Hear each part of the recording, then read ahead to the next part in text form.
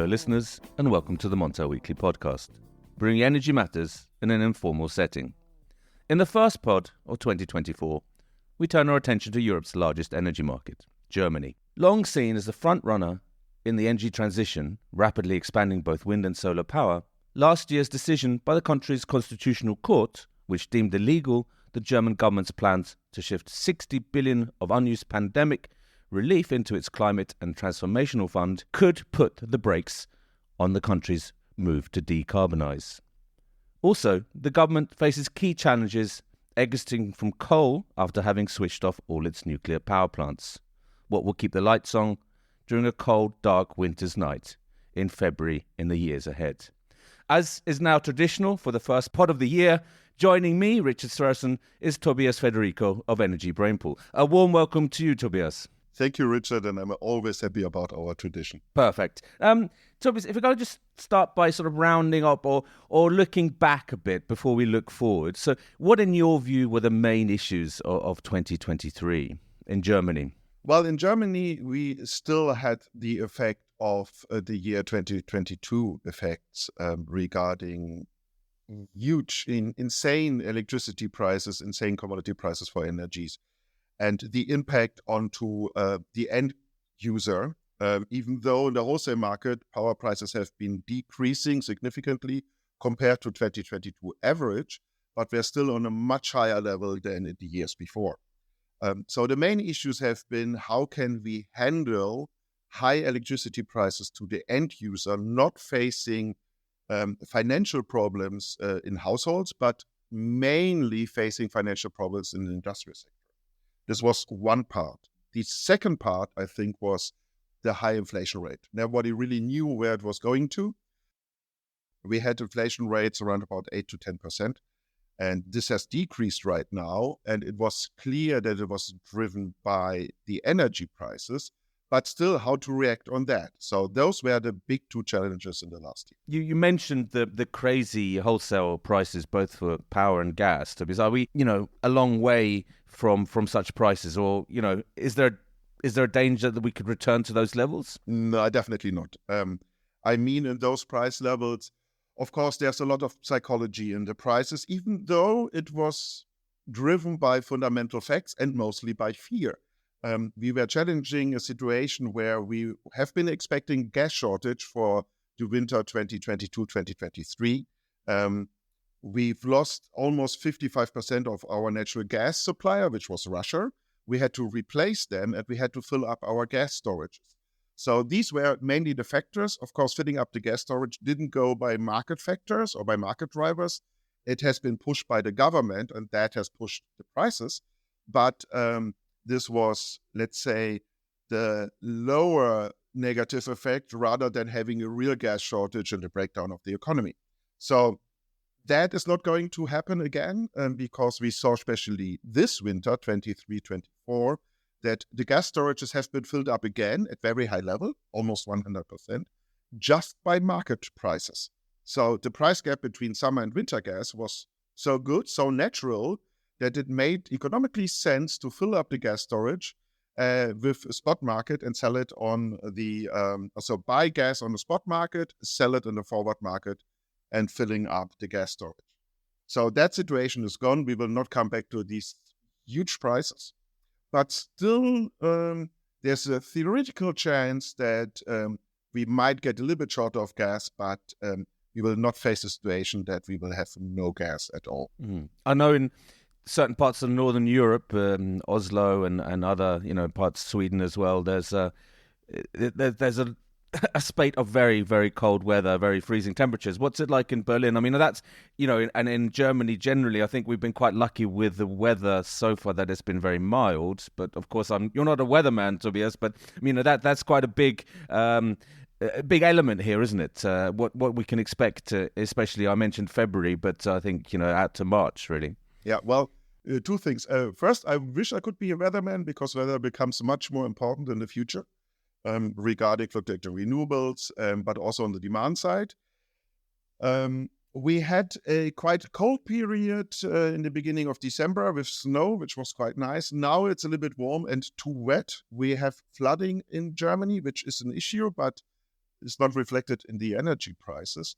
But regarding the whole winter, it's the sum of the cold days which are important. So how long is it cold and how cold it is? And summing that up defines a cold winter. So having these quite high temperatures right now and going to expect not to go really down, looking into the gas storage itself, I think irregardless whether we'll have a really freezing cold winter or a mild winter, the gas delivery will be sufficient enough for this. We have another 2 months to go. Gas storage is quite fine. So I'm not expecting anything really dangerous ahead. But that's quite a success story, wouldn't you say? I mean, managing to replace 50% of your gas supply in the course of a year or two. I mean, that's quite phenomenal. Absolutely. I think how the government really has reacted on all those issues. It's not only replacing the gas supply by floating LNG terminals and then building onshore LNG terminals.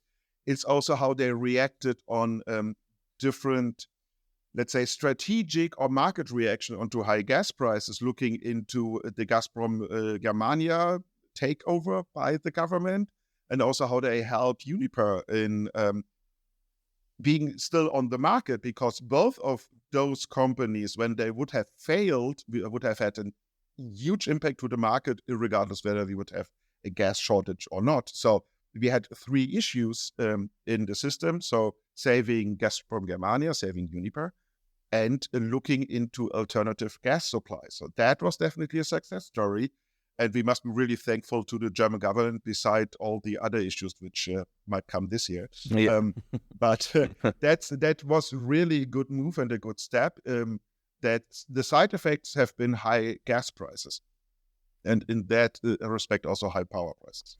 And what's your view for the coming months, Tobias? I mean, of course, they're nowhere near prices, wholesale energy prices, power and gas are nowhere near the levels we saw, a year or so ago.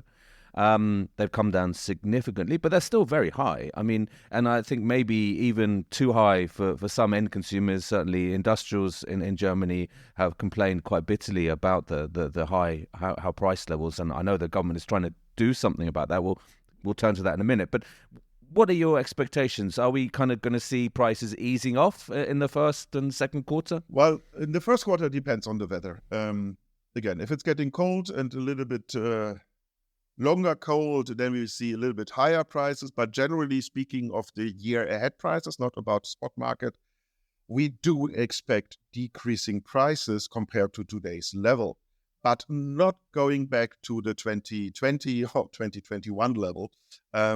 Because it's just simple math. When you double the natural gas price, and the gas power plants might be in the merit order affect the price-setting power plant with increasing EUA prices, then of course we will have higher power prices. So we won't see the 20 euro per megawatt hour. We are expecting something between 80 on average, 70 to 90 in a year ahead base prices. So that is still quite low compared to the last years, but still almost 50% or 100% comparing to what you are looking at to what we have been used to. So that's definitely an issue, because what we've also seen, despite the fact that we underestimated the value of diversification in energy supply, we have underestimated the energy as a production factor in the whole economy. And I think energy is still underestimated as a production factor in the whole. Really? You think so? Yeah. Yeah, absolutely. I mean, we are complaining that energy prices must be low, but we are not looking so much into energy efficiency, into energy losses. And in the end effect, when you look into the last year crisis, it was not the energy or let's say electricity turnaround issue. It was the heat turnaround issue. We had a heating problem with the gas prices, not a power problem. The prices you mentioned here, Tobias, they're, from what I'm hearing, they're way above the sort of the pain threshold for lots of German industry. I mean, they were looking something 70 euros a megawatt hour and below. They can cope with that, but above that, then you get, a lot of companies will face serious problems in the years ahead. Will they not? Well, yes. I mean, you must a little bit look into what type of companies are there. When you are in a worldwide international competition with your products, then of course you definitely have an issue, because in the other competing markets, let's take the US or let's take China, energy prices are much, much lower than they are in Germany. So, and then in the same combination, when you have high salaries to pay, quite high salaries compared to China, and when you also have the issue that you are energy intensive in your energy consumption for the production of your products you're going to sell, that's definitely an issue. On the other hand, of course, the growth of Germany's economy, beside of automation, was always driven by low, or let's say cheap, energy prices, whether it was hydrology or hard coal or lignite, then it was Russian natural gas. And all of that somehow is either not there sufficiently, or we are planning a phase out. So the question is, where does the, let's say, low energy prices or competitive energy prices, let's call it this way, where do the competitive energy prices come from if we are looking into phasing out from certain technologies, which on the other hand definitely makes sense when you look into the climate change and the CO2 emissions, especially looking into lignite. But lignite is bloody cheap as a commodity, but emits a lot of CO2. Absolutely, it's the dirtiest of the dirty fuels, isn't it? In many ways, lignite. But is this then? Are you saying, does Germany face the prospect of deindustrialization? I mean, that's quite a big question. Well, when deindustrialization, you have to be very careful with that wording, because sometimes I have the impression that I'm using the phrase of deindustrialization or brain drain just to get a lot of subsidies. And when you use it too often, it's like a tiny little poison and it has no effect. But on the other hand, when you look into the worldwide competitive players, it is definitely an issue. And they have the capacity to move their production, raw material production, to other countries where energy is cheaper. So energy might not be the first driver to do that, but it is a catalyst. So it speeds up the industrialization, but it's not, for my opinion, it's not the main reason. And of course, other companies, they would like to, and we had the same argumentation years ago with salaries. So deindustrialization, because most of workers moved to Eastern Europe, and then they moved to China. So the production, when you need a lot of manpower, now they're bringing it back due to the geopolitical issues. So it's an interesting movement. On one hand, you have this reduce the complexity of the supply chain, and on the other hand, you have this deindustrialization. We are moving our factories somewhere else, but then you have the problem with the supply chain. So absolutely. I mean, I think you can also see it quite clearly. You know, one thing we can definitely say is that energy demand is substantially lower than what it was 2-3 years ago. I mean, into sort of double-digit figures. Whether that's due to companies shutting down production sites, or becoming more efficient. Maybe it's a combination of the two. What's your view, Tobias? Yeah, if you ask two people, you get two different answers about that, and that's really hard to tell. Because on one hand, it's good that we have energy efficiency factors, because then we had the financial need to do that. On the other hand, we don't really know whether it's really shutting down or moving down shifts. And sometimes you have overlapping effects.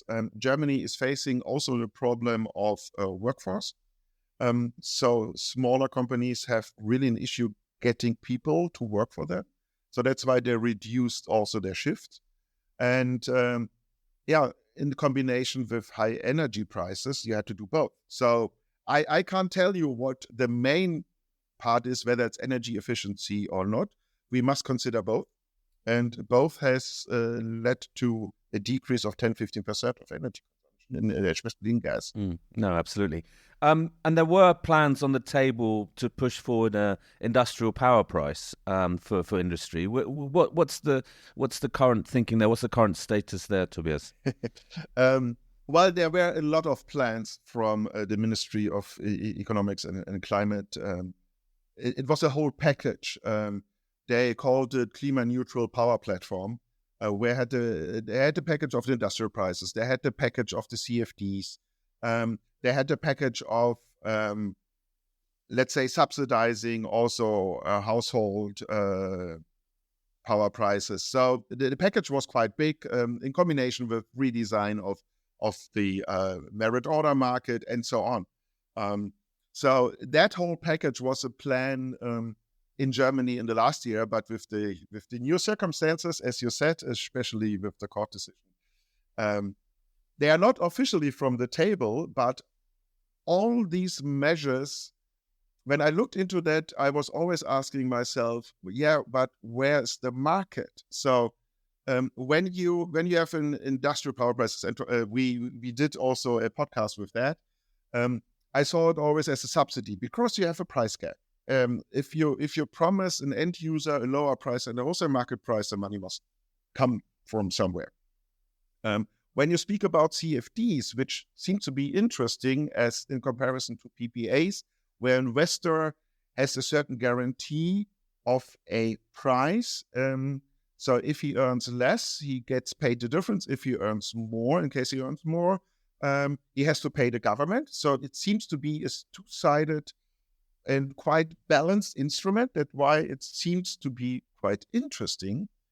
But looking into what we have said before, that power prices are going to decrease, in combination with increasing production costs, especially for wind, for windmills, the likelihood of getting money from the government with a CFD is much higher than paying the government money. So all these instruments, especially the industrial prices, were based on the expectations that there was money left in the budget of the government. And the money left. It's not there anymore. Absolutely. The coffers are dry. Now, a little bit more on that 60 billion euro hole, Tobias. So, how will this impact the decarbonisation of German industry? I'm thinking whether I would say significantly or it has an impact, but it definitely has an impact. When the court decision was made, when I saw the television, I said, okay, yeah, I remember when they changed the Corona funding into the climate change funding. I said, well, they can't do that. That's left pocket, right pocket. But it's not only the climate fund, it's also the economic transformation fund. So the court decision was made for the climate fund, but there's a second one, which is also a special fund, which is also illegal, which is the Economic Transformation Fund, which additional billions. And the problem is that looking into the expected development of wholesale power prices in combination with increasing production costs for especially wind, PV not so much, but especially wind, in combination with an increasing interest rate, the gap between income and costs might be negative, which is not a big deal because when you have a CFD, it will be compensated by the government, but the government can't do that anymore. And it has a huge impact because the whole package of industrial end user prices, very ambitious growth rate in the installation of renewables up to 2030, and the financial support for investors, which is needed somehow to get this growth rate, is all at risk with the budget freeze we had from the court decision. We saw this effect at the end of last year, where the government still had money, so they were ambitious to spend that money. But I think the real shock will come this year, where you see that a lot of subsidies, a lot of support, and also a lot of instruments they have planned for this year, which are necessary for the decarbonization, might not be there anymore. We still have a budget hole of 17 billion for the year 2024. For us, simulating prices, our standard, more or less standard scenario was our central scenario, where we had the current policy expectations in that. We saw a quite high likelihood because we saw with all the funds and the instruments that it could have been achieved beside of some other parameters. But now we are going to change our standard scenario because we don't think that they will reach their targets of 2030. So we will have a much reduced growth rate in installations in wind and PV. And what the growth rate is, now we are internally in the discussion, but might be only half of that, what has been expected. Despite of we had a huge installation rate last year, but this was mostly market-driven. So the impact is there. The decarbonization plans, which have been very ambitious, will not be reached by. I mean, it sounds like a complete mess in a way, Tobias here. I mean, you have very ambitious plans, but a combination of a lack of funding or lack of cash available to provide that level of support, increased production costs, high inflation, high interest rates. It's a combination of factors that is going to lead to an impasse or just like a fully stopping the energy transition in Germany as we see it. Is that a way of interpreting what you're saying here? No, it's too much. I don't think it's fully stopping. Okay. It's a some would say a step back to a realistic growth rate of the energy transition. Other would say, okay, that's a catastrophe, as you said. So it's a question of whom are you asking? But the thing is, compared to what their plans have been, the whole budget freeze is a catastrophe. And somehow that's why it's a two-sided coin when you look into what the government's achievements have been. As I said before, what they did during the crisis in 2022 to solve the energy crisis was really good, honestly. But what we have seen in the last time and how they are reacting on that, they have increased the CO2 price for the end user fuels, which is a fixed price. They went back to the older plans they had from the government before. So they've increased that. They have increased certain taxes, or let's say so they have decreased the taxes before, and now they have increased them to back to the normal level. And we will see much more of those impacts in Germany. What they also want to reduce is a tax benefit for gasoline for the farmers. And we will see a lot of blocking of streets in Berlin from the farmers within the next weeks. We will have a strike there. We will have a strike also from the train system. So I think we are facing a little bit a period which remembers me of the 80s under Thatcher regime with all the liberalization. So it will be a quite impact this year. We will have a lot of discussions. Where does the missing money come from? Whether increasing income or decreasing the spending. But what is clear, the plans they had, where to put the money for the climate fund and also for the economic transition fund, they are gone off and burnt in paper. Absolutely. So it's I think it's safe to say, rather than fully stopping the energy transition, as you say, it's slowing it down, and there's certainly the road ahead is looking very turbulent for a number of reasons, Tobias. And I also, the government has very ambitious plans for building gas-fired plants. Are there? It's up 25 gigawatts by 2030, isn't it? I mean, that's very, very ambitious. Yeah. It is, especially when you look, we have 2024, and we are not building so many gas power plants. But I remember talks, Richards, years ago where we said the same thing, and I haven't seen the growth rate in gas power plants.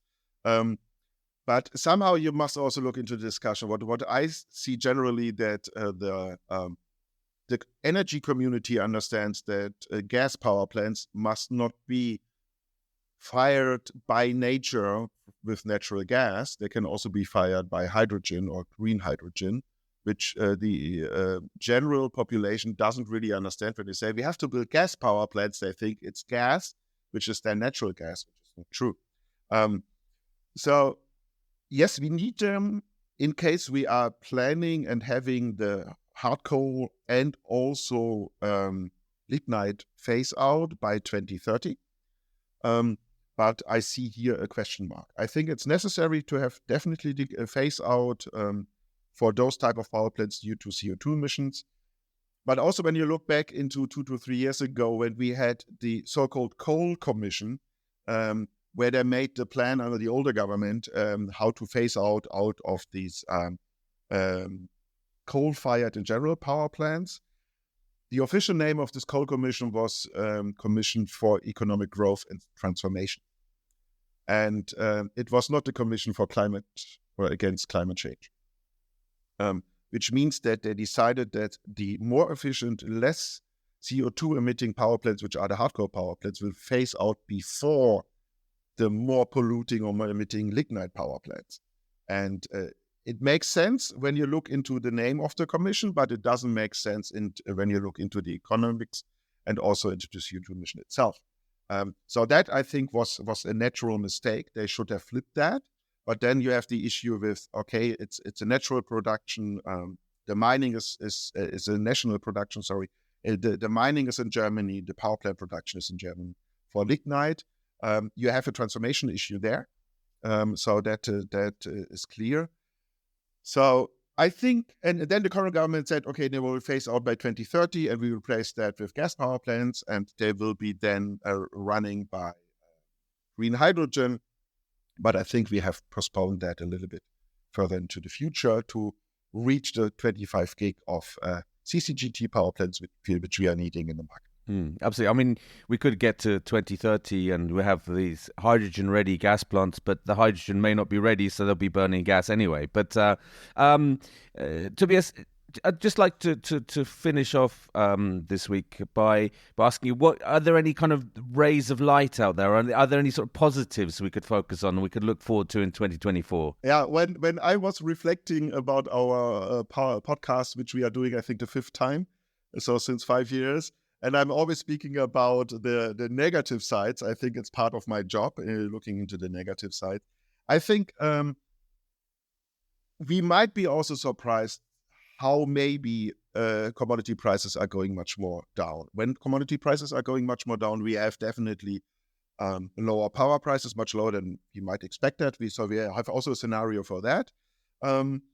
But in that scenario, we see that all these parameters, deindustrialization, household power prices, that's not an issue anymore. We still have the gap of refinancing, but I think I believe strongly in the market and in the healing power of the market.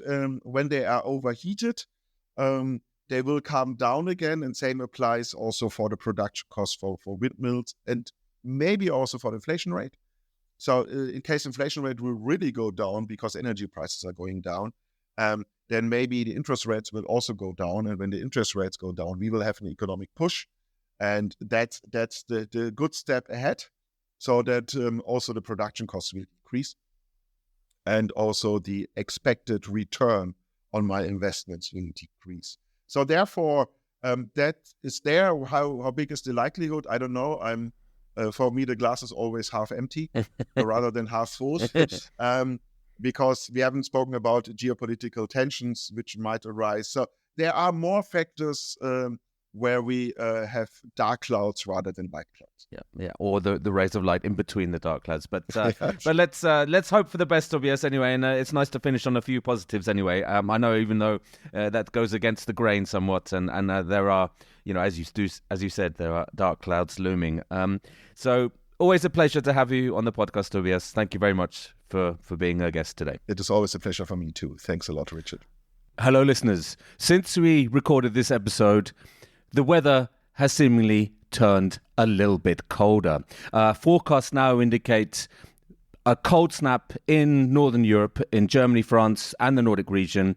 And I put to Tobias what this would mean for power demand and for wholesale electricity prices. Tobias, what this sudden cold snap? I mean, the forecasts indicate ever colder weather. What does it mean for power prices and gas prices as well, for that matter, in Germany for next week and beyond? Well, in general, of course, a cold period in winter time is one of the, I wouldn't call them horror scenarios, but it's one of the scenarios where, of course, prices will definitely peak, especially in peak demand times. And in winter time, obviously, this is in the early evening where you switch on the light, where you still have production, and therefore it's around about between 5 o'clock and 7 o'clock in the afternoon. Looking into the different commodities, for gas prices, historically we have seen that gas prices are going to increase only after 3 days of a cold period. This cold period will be a little bit longer, especially for Germany. Not speaking about Eastern Europe and also Northern Europe, but for Germany it will be a few days. So therefore we will see increasing gas prices. That's a fundamental parameter. The other fundamental parameters on the power side, of course, are that the electricity prices will increase, but then it depends whether it's a weekend or a working day. So the cold snap in the next week will start during the weekend, which is not so critical.